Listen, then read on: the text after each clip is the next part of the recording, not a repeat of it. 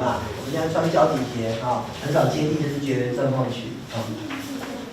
少运动啊，电磁波污染啊，心情不好，这些就会变成你比较老化、弱化、慢性病、文明病会变多。所以文明病的原因可能很多加起来啊，这些原因。那辐射分成游离跟非游离啊，还有3大类：低频啊、低高频，然后光辐射、游离辐射啊。我们刚刚讲的交流电跟 WiFi 是这个低频、高频啊。那光线啊，可见光，再来是游离辐射哦，所以它是分3大类群啊。X 光又叫游离辐射哈。那我们要双管齐下啊，吸地气，然后离开电器。两者一定要做哦，不能你光吸地气而已，那你旁边还是一个电线，那就不好了。那进来10伏特，你排掉11伏特，所以进来要减掉，到最低。还有保护伞效应啊。那接地睡眠可以吸收地球的能量，给你活力啊，好睡觉，疼痛减少，压力也减少。现在很需要这4样东西啊，有活力又好睡觉。那 SBM 2015。上网搜寻啊，德国健康感，加上这个 European 2016，这是一个睡觉的卧室电磁波健康学啊。那电器电线要距离床，还有它的邻近的家具哦，床头会接着一个化妆台，它本身都要算是床的一部分，所以要距离1到1.5米。如果不行的话，至少50公分啊。如果真的不行，至少50公分啊。好，那手机尽量开飞行模式啦，除非你是要值班的，没办法关机的，没办法关机的人，手机最好放在窗口边，离你的头最远的窗口边，它对外通讯 OK 就好。那你如果窗在那边，你睡在这边，然后结果你手机放这边，那是不是这个波就是到跨越你的头？懂意思吗？有窗户的房间，尽量手机摆在窗户边拜拜就好了。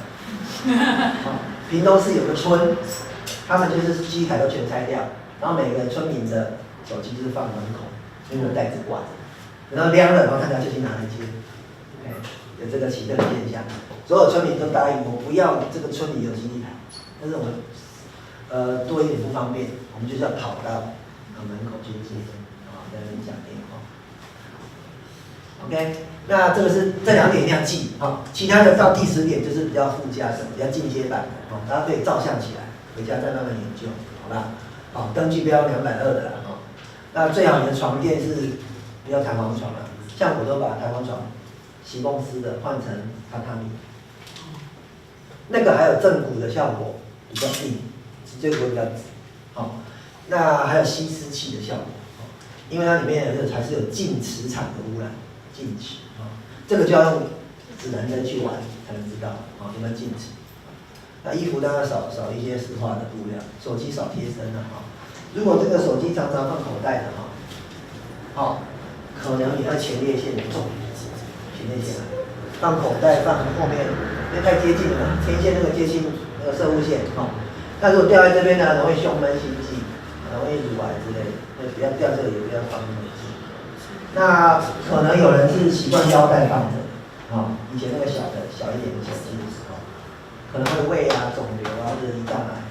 是有这些多点。宁可信其有，不要太恐慌，就是我们尽量远一点好，基地台，窗帘布可以用防电磁波的，我就刚好你家大楼外面有一个，那你就可以用那个组合。那当然你就是要这个仪器测，看你的房间会不会太高大于1000、1-2000以上就要用。灯具不要尽量少用蓝光太强，因为蓝光强会减少褪黑激素的分泌所以这个就是说灯光也是一种辐射也是一种这个电磁波好，不同生理体质它有不同的敏感度睡眠的时候它比较脆弱，比较敏感。年纪老的跟小孩子的他比较敏感，病人更敏感所以这些人觉得没事的环境，另外周边的这些人就觉得有事，就一定要保护他们OK， 多接近自然，减少暴露自然是最终的标准。所以记得嘛，电场10的负4，人体电压10的负6，高频的也是10的负6，是自然界的值那我们生活在文明环境之不得已，一定会承受这样的文明带来的便利与伤害。那我们就学习聪明一点的方法。OK， 那我的心愿就是希望大家可以接地，可以离电可以运动强筋，然后这个身心健康好，电器也要接地哦，记得不止人接地电器一定要想办法让它接地。你们家电冰箱、洗衣机、烤箱还没有接地的，赶快让它接电脑也是那因为台灯、电灯、电风扇没办法接地，因为它除非有设计，它本来电线就是3支，一般这些小家电它是2支而已它没有配接地。那另外的学问要去学了好，离电，只要待2到4小时以上的空间人都要尽最大可能去远离电器电线。那当然电脑绝对没办法远离所以你就要配合这个接地来做，外漏的电器外漏的电压把它导引掉，这样才是完整。睡眠是最好的补药心情要接地，然后吃的食安问题要注重一点要养生一点，睡觉、运动、健康5个元素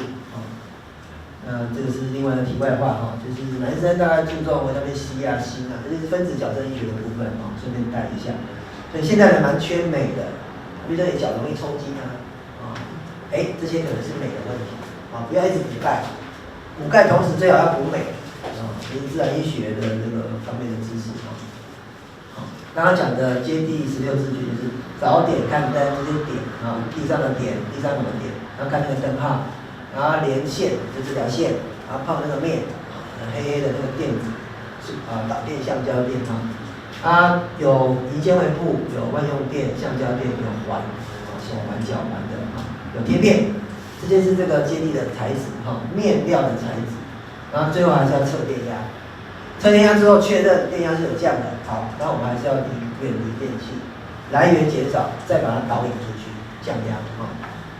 所以不要太依赖傻的依赖它，一定要正确聪明的使用。所以有些人接得不好，他反而会不舒服，胸闷头晕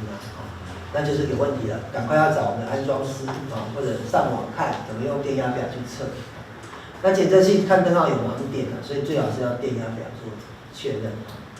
OK， 那刚刚有提到天线效应跟漏斗效应就是说这些接地的产品你如果平常没有接到接地尽量不要碰。没有接地的话，它这个本身会导电导磁它会吸收周围的电磁场过来，所以你一定要接上这个接地点才可以接触它，这是最安全的那个叫天线效应。那漏斗效应就是说。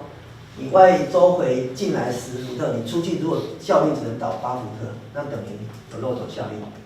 进来多出去少，那就是不良，会有饱和现象。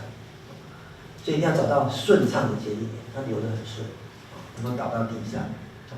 所以还是最后还是电压表。所以我在提倡人人家里都应该有个电压表。测 WiFi 的是专业人级的，你可以另外